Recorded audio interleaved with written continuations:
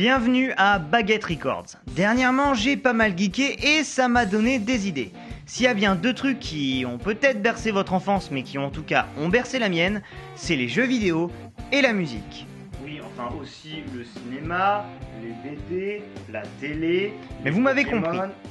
Alors quand les deux couchent ensemble, ça peut que donner un résultat très explosif de somnitude. Et moi, j'aime bien quand ça explose. Alors aujourd'hui, bande de headbangers, on va parler des jeux vidéo musicaux. Mais avant de commencer, on va essayer de définir le bordel, parce que selon la définition qu'on donne, on peut se retrouver avec Simon, Patapon et Just Dance dans les pattes, et on veut pas ça. Alors pour le bien-être de cette vidéo et pour que ça soit plutôt cool, on va lui donner une définition du coup plus cool. Et pour nous, ça sera simplement un jeu qui a plus ou moins à voir avec le rock'n'roll. Voilà. Mais pas compliqué niveau définition. Du coup, on va être obligé d'abandonner Audio Surf là, sur le bord de la route. Et je vous connais, bande de coquins, vous pensez directement à Guitar Hero, sauf que c'est loin d'avoir été le premier jeu à être apparu. Alors on va revenir un peu sur l'histoire des jeux vidéo musicaux. C'est dans les années 90, au pays du soleil levant, ou celui du soleil couchant, bref au Japon, qu'apparaissent les premiers jeux vidéo musicaux. D'abord avec des jeux comme Parappa The Rapper, dans laquelle vous devez interagir en fonction de la musique avec les touches de votre manette. Mais bon, ça c'est de la merde, on n'a pas d'accessoires dans les mains, alors qu'avec Beatmania en 1997, qui vous met dans la peau d'un DJ, et surtout les Guitar Freaks et Drum Mania de Konami à la fin du siècle, respectivement dans la peau d'un guitariste et d'un batteur, cette fois on en a, et ça c'est cool. Ces derniers vont poser les bases de ce qui fera le gameplay des futurs jeux du même type. Le joueur a donc en main soit une guitare en plastique avec des boutons, soit une batterie en MIDI et des notes colorées défilent verticalement pour lui indiquer ce qu'il doit jouer. On retrouve même un espèce de syndrome pré-rock band vu que ces deux jeux pouvaient être couplés afin de jouer en multijoueur. L'un à la guitare et l'autre à la batterie. Seul bémol, ces jeux ne sortiront pas vraiment des salles d'arcade du Japon. La musique pour geek ne va en fait faire son apparition qu'en 2004 avec les jeux de karaoké. C'est Harmonix qui ouvre les hostilités avec le jeu Karaoké Révolution. Comme pour les jeux d'aujourd'hui, les paroles défilent horizontalement en indiquant la rythmique, la hauteur des notes et le niveau de réussite du joueur en direct sur un fond animé. La particularité de ce jeu, ce qui sera d'ailleurs la marque de fabrique d'Harmonix pendant un moment, c'est qu'on y retrouve des titres d'artistes populaires, mais que ce ne sont pas les musiques originales, ce sont des reprises. Ce qui permet au joueur de retirer totalement le chant enregistré afin de n'entendre que sa voix et la musique. Ce qui en réalité met encore plus ta voix de merde en évidence. Donc le fais pas, je parle en connaissance de cause. Malgré ce côté attrayant, le jeu qui entrera dans la légende des hurlements horrifiques de salon n'est pas Karaoké Révolution, mais bien SingStar. Sorti lui aussi en 2004, ce jeu développé par le London Studio a quelques atouts en poche. Les paroles défilent toujours sur l'écran avec le même principe d'auteur de notes, mais cette fois-ci ce n'est pas sur une animation, mais sur le clip de la musique. On peut jouer à plusieurs, et là où Karaoké Révolution proposait des reprises, SingStar propose lui les versions originales. Bon, chanter c'est bien mignon, mais un peu de gratte ce serait pas mal aussi. Et c'est exactement ce que vont se dire les développeurs d'Harmonix. Après s'être fait voler la vedette par ces salauds du London Studio, ils comptent bien tout casser avec leur nouveau jeu. Enfin nouveau, bon faut avouer qu'ils ont pas mal pompé sur ce que les Japonais avaient fait avant eux, ce qui va d'ailleurs plus tard leur coûter un procès, mais au moins ils ont trouvé un nom beaucoup plus original que Guitar Freaks. Guitar Hero. Le foutage de gueule.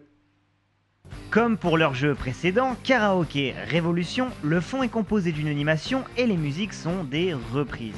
Le jeu jouit d'une playlist qui charme les gratteux en devenir. Kotza, Franz Ferdinand, Judas Priest, les Red Hot, Sum 41, Queen, etc.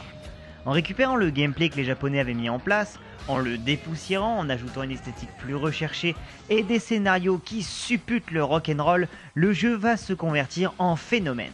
Et tout le monde va vouloir avoir une guitare en plastique pour pouvoir faire du bruit dans son salon sans avoir à se faire chier à apprendre pour de vrai. Ce qui va d'ailleurs amener certains professionnels de la musique à se poser des questions et même à critiquer le jeu.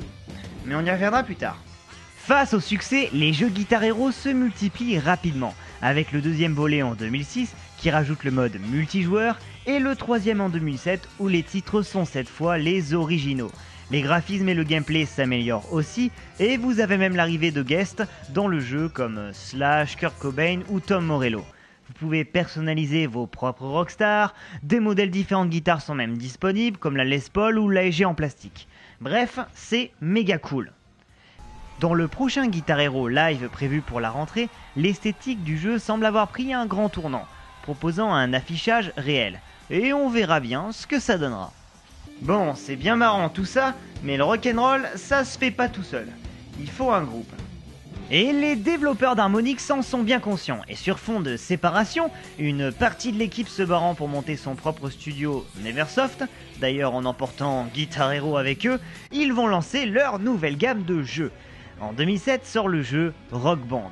Comme son nom l'indique, ce jeu donne la possibilité d'incarner un groupe dans son ensemble. Enfin, pas toi tout seul, hein, avec tes amis. Sauf si t'en as pas. Comme moi. Un guitariste, un bassiste, un batteur et un chanteur, tout ce petit monde réuni dans le salon, en face de l'écran pour commencer à jouer. Cette nouvelle expérience de jeu permet aux joueurs d'intérioriser cette fois les bases du jeu en groupe. Les jeux se rapprochent de plus en plus de la réalité. Le batteur jouant en mode expert acquiert même de façon ludique de bonnes bases pour tapoter en vrai. Et malgré le prix conséquent que coûte tout ce petit matos, les groupes de gamers commencent à fleurir un peu partout. Et les jeux aussi, d'autant plus que les Guitar Hero de Neversoft se sont adaptés et proposent aussi le gameplay en groupe. Guitar Hero Warrior of Rock, Smash Hits, Guitar Hero 5, Rock Band 2, etc. On retrouve aussi des jeux qui se concentrent autour d'un seul groupe, comme l'excellent The Beatles Rock Band, que je vous conseille à mort, c'est juste un chef-d'œuvre qui retransmet super bien l'histoire et l'univers des Beatles, mais aussi le Green Day Rock Band, Guitar Hero Metallica, Guitar Hero Aerosmith, etc. Il y en a pour tous les goûts en fait. Un épisode spécial pop sera même développé, Bandero. Mais c'est avec le jeu Rock Band 3 sorti en 2010 que les jeux vidéo musicaux vont atteindre un tout autre niveau de réalisme. En plus des graphismes et de l'univers toujours plus intéressants d'un volet à l'autre, Rock Band propose cette fois de jouer avec de vrais instruments. Les joueurs peuvent brancher un synthétiseur, une batterie ou une guitare équipée d'un système MIDI, autant dire que cette fois l'utilité est encore doublée.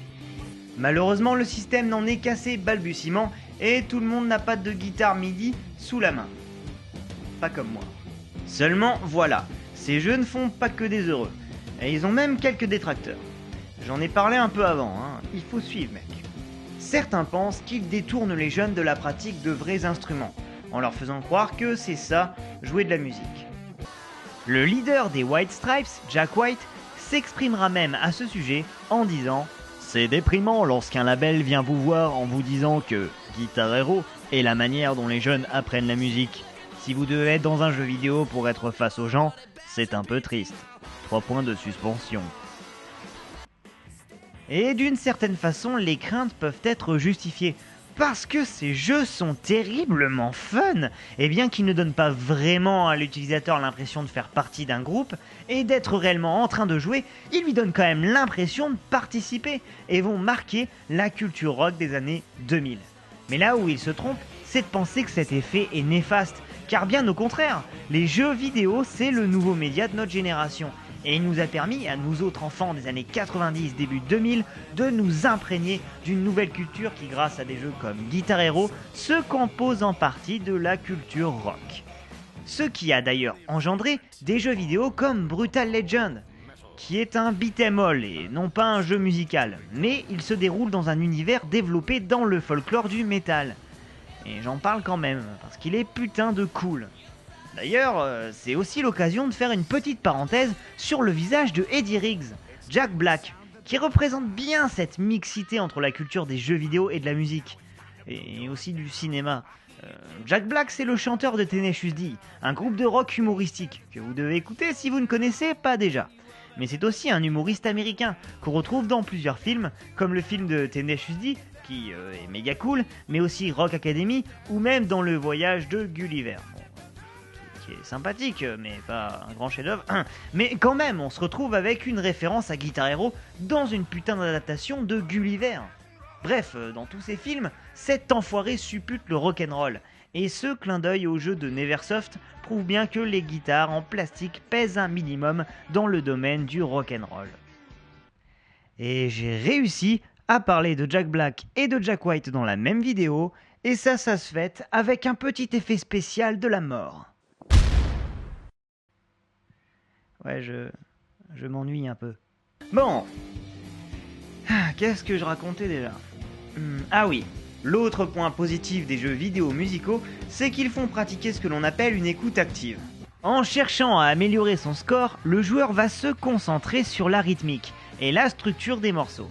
Et ça, c'est un premier pas vers l'apprentissage de la musique. Les musicologues qui se sont penchés sur le sujet parlent de conditionnement. Parce qu'on est quand même loin de pouvoir apprendre réellement la guitare sur Guitar Hero, mais les notions de rythmique, la sensibilisation aux structures musicales et l'immersion ludique du joueur dans l'univers sont autant de facteurs qui auront tendance à le pousser à pratiquer pour de vrai. Ou au moins à faire de la musique une passion, on peut pas tout avoir quand même. Mais les choses vont aller encore plus loin avec la nouvelle vague de jeux vidéo musicaux. Et cette fois-ci, ni Neversoft ni Harmonix n'est impliqué. C'est le studio Ubisoft qui sort le premier jeu musical permettant de jouer avec une vraie guitare, Rocksmith. A l'aide d'un simple câble branché de la console à n'importe quelle guitare ou basse électrique, le jeu détecte les notes que vous jouez. Et grâce à un système de difficulté ressemblant à celui d'un Guitar Hero, de cours virtuels et de mini-jeux, il propose à l'utilisateur d'apprendre à la fois à jouer des musiques et à improviser.